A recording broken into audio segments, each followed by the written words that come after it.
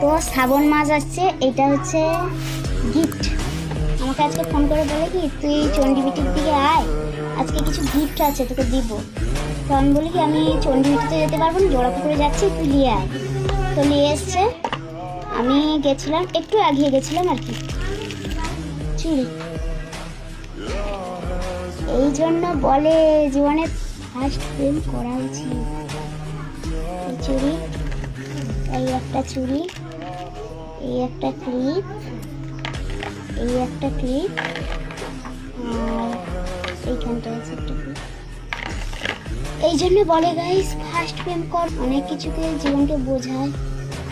তো এটা আমি মনে করছি না খারাপ জিনিস, তো এটা অনেকে মনে করে খারাপ ভালো ইত্যাদি ইত্যাদি। তো আমার ভালো লাগছে ব্যাপারটা। তো মানে এইরকম ছিল।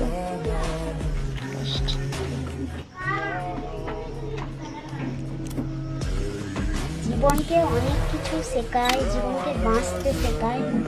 আর অনেকে বলে কি যে বয়সটা হোক দিলে বুঝতে পারি। তোমাদেরকে বলেছিল আমি যদি বুঝতে অল্প কিছু পারি, আমি যথেষ্ট বুঝতে পেরেছি। তো তো শ্রাবণ মাস আসছে, এটা হচ্ছে গিফট। আমাকে আজকে ফোন করে বলে কি তুই চণ্ডীবিটির দিকে আয়, আজকে কিছু গিফট আছে তোকে দিব। তো আমি বলি কি আমি চণ্ডীবিটিতে যেতে পারবো না, জোড়াপুকুরে যাচ্ছি, তুই নিয়ে আয়। তো নিয়ে এসছে, আমি গেছিলাম, একটু এগিয়ে গেছিলাম আর কি। চুড়ি এই জন্য বলে জীবনে ফার্স্ট প্রেম করা উচিত। এই চুড়ি, এই একটা চুড়ি, এই একটা ক্লিপ, এই একটা ক্লিপ, আর এইখানটা আছে একটা ক্লিপ। এই জন্য বলে গাইস ফার্স্ট প্রেম কর, অনেক কিছুকে জীবনকে বোঝায়। তো এটা আমি মনে করছি না খারাপ জিনিস, তো এটা অনেকে মনে করে খারাপ ভালো ইত্যাদি ইত্যাদি। তো আমার ভালো লাগছে ব্যাপারটা। তো মানে এইরকম ছিল।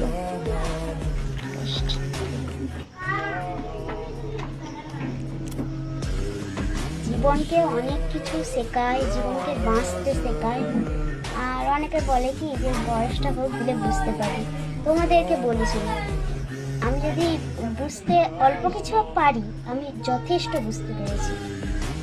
তো চিঠি লেখা বা রক্ত দেওয়া যা তা ব্যাপার না, ওইটা যে ছেলে করতে মানে অনেক অন্য ছেলের ব্যাপার আলাদা, ওর ব্যাপারটা আলাদা, আমি আছি ওর ব্যাপার, কিন্তু আমার ব্যাপার পুরোপুরি আলাদা। এই যে গিফটটা আমি একটি বার বলিনি যে আমাকে গিফটটা দাও কিংবা সাউন্ড মেরেছি, ওইটা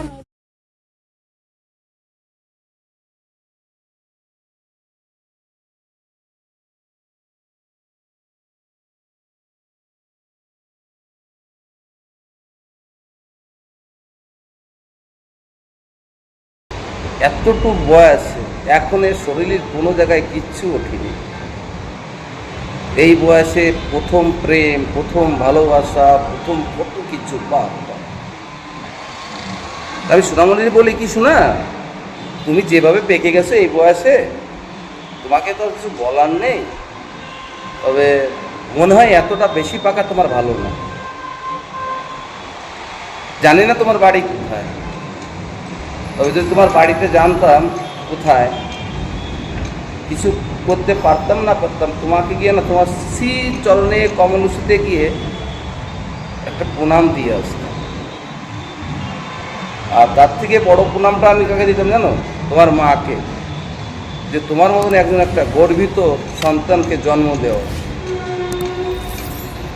সত্যি বলছি শোনো, এই বয়সে তুমি এত পেকে গেছো, আর তো তোমার কতদিন বাকি আছে, আরও তোমার কতদিন বাকি আছে আমরা জানি।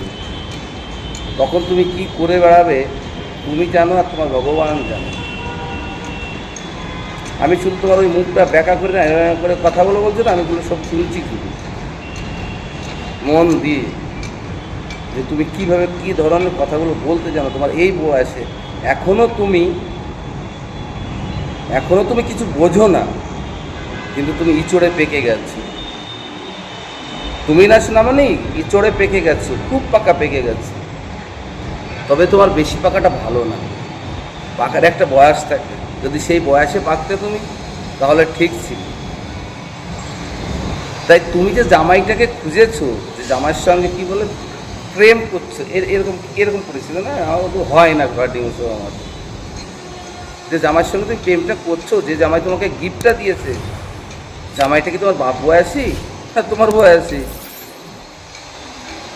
আর এই ভিডিওটা তুমি যখন করে ছেড়েছো, তাহলে তোমার ওই একবার জামাইটাকে নিয়ে একটু ভিডিও করে আমাদের ছাড়ো, আমরা দেখি একটু যে কেমন জামাই পছন্দ করেছো তুমি। আমাদের তো অধিকার আছে না দেখার, আছে কি না বলো তোমার?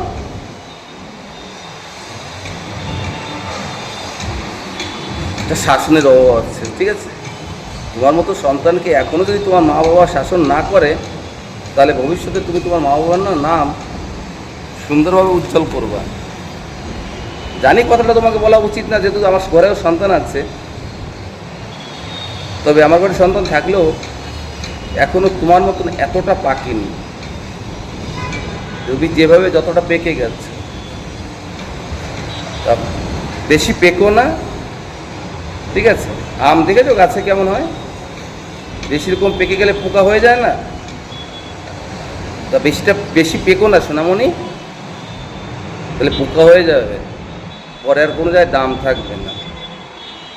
ছোট আছে না, ছোট থাকবে, আস্তে আস্তে আস্তে আস্তে বড় হোক। এত বড় হয়েও না, এই বয়সে তুমি যে বড় হয়ে গেছো না, যে সব ধরনের তুমি ভিডিওগুলো সোশ্যাল মিডিয়ায় তুমি পোস্ট করছো, তুমি এখনও জানো না যে তুমি কি বলছো আর কি পোস্ট করছো। আর এই ভিডিওগুলো কি তোমার মা বাবা দেখে না? আমার তো মনে হয় তোমার এই ভিডিওগুলো করার পিছনে আমার মনে হয় তোমার মাই হাত আছে, তোমার মাই তোমাকে আগে বাড়িয়ে দিচ্ছে। যদি তাই না হতো না, তাহলে এই ধরনের ভিডিও তুমি কখনো করতে সাহস পেতে না এই বয়স।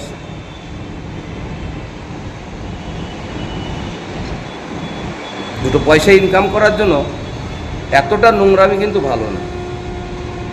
যাক, ভগবান তোমাকে ভালো রাখুক। আর আমি আমার বন্ধুদের বলবো, ভিডিওটা যার কাছে যাবে আপনারা ভিডিও প্রচুরভাবে শেয়ার করে দিবেন, আমার সেটা ফলো করবেন এবং আমার চ্যানেলটা সাবস্ক্রাইব করে আমার পাশে থাকবেন, একটু আমাকে সাপোর্ট করবেন। সবাই ভালো থাকুন, সুস্থ থাকুন। আর এই আমার এই ছোট্ট সোনা মামনিকে আশীর্বাদ করুন, তিনি যাতে এই ধরনেরই, যেভাবে ওনার মন মানসিকতা, যে এর ভিতরে আরেকটা কি যেন সোনা মামনি কী করেছিলে, এই হচ্ছে না রে, এইরকম করছিলে না, এরকম, এর মানেটাও তুমি বুঝে গেছো। একবার ভাবতে পেরেছো দেশটা কোথায় গিয়ে দাঁড়িয়েছে? তুমি একটা দুধের বাচ্চা, এখনও তোমার মুখ থেকে দুধের গন্ধ কাটেনি, তুমি এইরকম ইশারা দিচ্ছ, হ্যাঁ, হাতে কথার তালে, এত পাকা পেকে গেছো তুমি। যাক গাইস, ভিডিওটা শেয়ার করে দেবেন, সবাই দেখুক, ভালো থাকুন। আর যারা ইউটিউব থেকে দেখছেন তাদের কাছে অনুরোধ করবো আমার চ্যানেলটা সাবস্ক্রাইব করবেন, ভিডিওগুলো শেয়ার করে দেবেন। সবাই ভালো থাকুন, সুস্থ থাকুন।